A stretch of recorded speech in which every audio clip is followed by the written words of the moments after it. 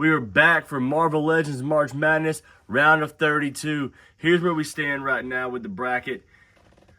Guys, in the last video, we went through it really quick, right? We're going to slow it down a little bit because we have a little bit more time with half the characters gone, half the figures gone, but we're still going to do some action shots. We're going to make it exciting. Stay tuned. Comment below and see who's going to win, right?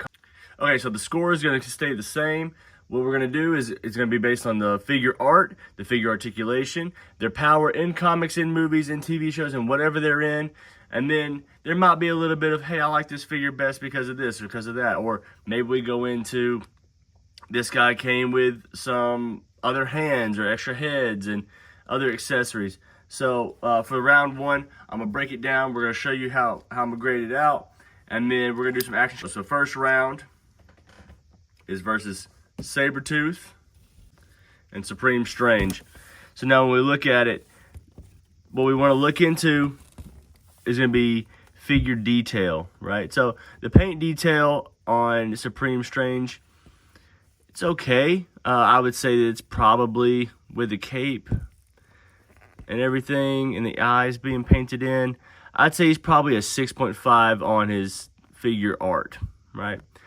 Now, he is based around a animated show, but they did pretty good with like the detail in the eyes and putting the extra paint on like the wrist guards and in the cape itself.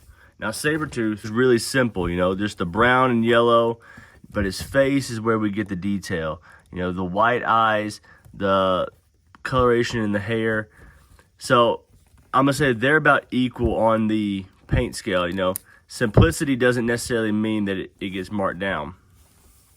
Now, what you probably just heard is going to go against his articulation, but let's see if we can get Supreme Strange to stand for a sec. Perfect. Now, for articulation, not a big fan of the clicking on the torso, right? You can't really get into, like, it kind of limits you in your dynamic posing. So, I'm not the biggest fan of that. Doesn't have butterfly joints, but he is a bigger guy, so that's not typical. He does have boot cut, which gives him a plus. Can he bend over at the waist, 90? Yes, he can. Can he go back?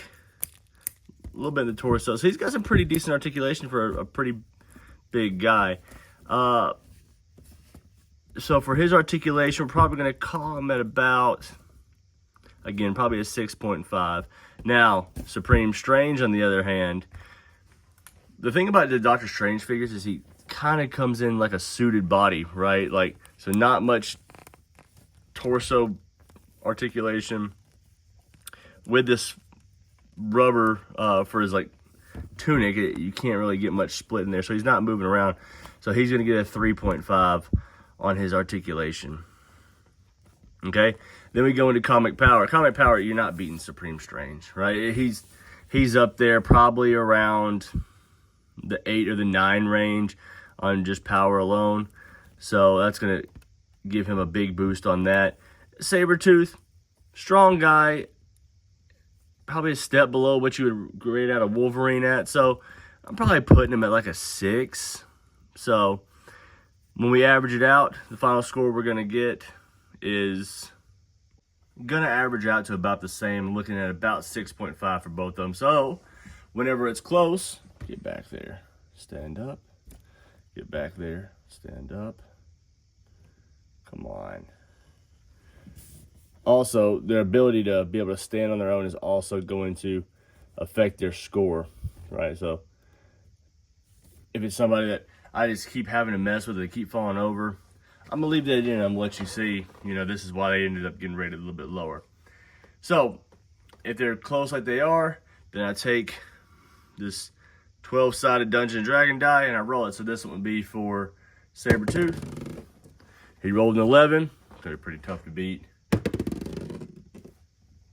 And Supreme Strange rolled a 7. So Sabretooth's going to move on. Gives him a final score. Sabretooth would be a 7.5 and then a 6.5 for Supreme Strange. So Supreme Strange will be eliminated. And then that's whenever I put him in the action shots normally. But moving on to the Sweet 16 would be Sabretooth, right? Now here we go for the rest of the tournament. quick action shots coming in. And the ones that are close, you're going to see them get broken down a little bit, all right? Here we go.